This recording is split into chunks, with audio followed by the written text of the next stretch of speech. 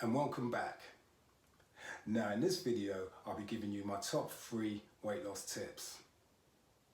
Now these 3 tips I'm about to give you are things that you can incorporate into your life right now, and alongside good eating habits and regular exercise, these 3 things will help to increase the chances of you achieving long-term sustainable results.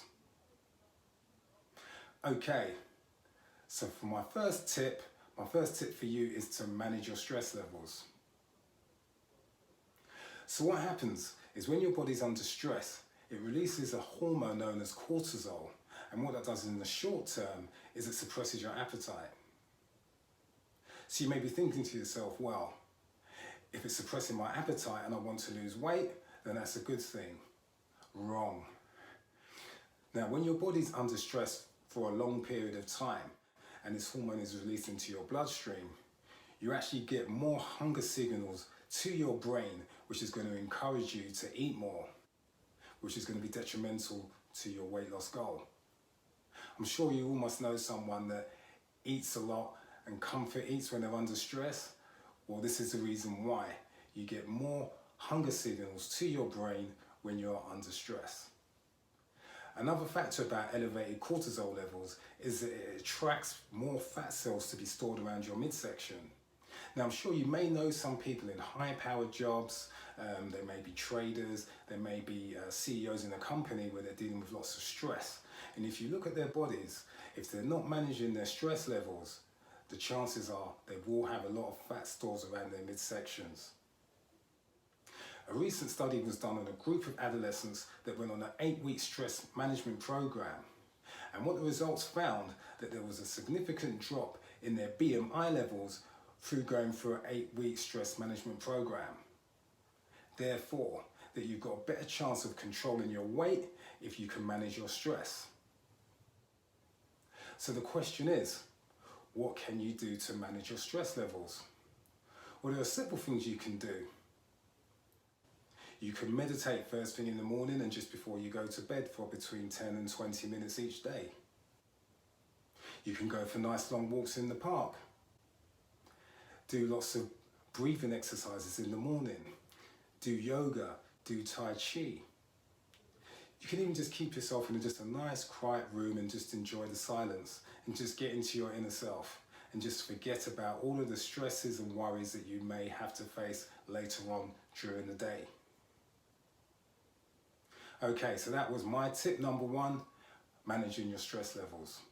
Okay, so tip number 2 from me is to make sure that you get a good night's sleep. Recent studies have been done with a group of people that had between 5 and 6 hours sleep, and it seems to be a high correlation with overweight and obesity to those that get between 7 and 8 hours sleep. The reason behind this is that if you get insufficient amount of sleep, it actually slows down the process of your body converting calories into energy stores. Basically, what happens is if you get insufficient sleep, in the long term it's going to slow down your metabolism. In addition, if you get sufficient amount of sleep, it's also going to elevate your insulin and cortisol levels, which is something that I discussed in tip number 1. Elevated cortisol levels encourages the fat stores to be stored around your midsection and also sends signals to your brain that you need to eat more food. So I recommend that you aim to get an average of 8 hours sleep each night, and there's things that you can do to help promote a good night's sleep. Reading a good book is one very good method. Drinking chamomile tea before you go to bed, and staying away from mobile phones and other digital devices for at least an hour before you go to bed. So that's tip number 2 from me. Make sure that you get a good night's sleep.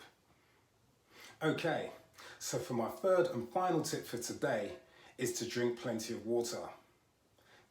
Now water is a natural food suppressant that has 0 calories and will give you the sense of feeling full even though you're actually not consuming any calories.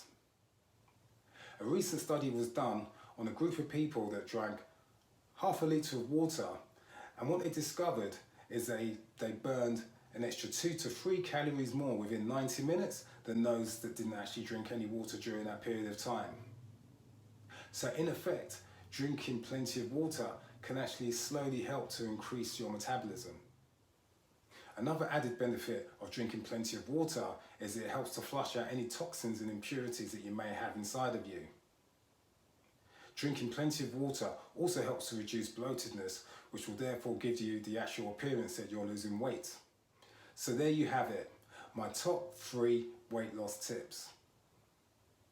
So as I mentioned before, there are 3 very simple things that you can incorporate into your lifestyle, along with good eating and regular exercise is going to increase the chances of you achieving long-term sustainable results.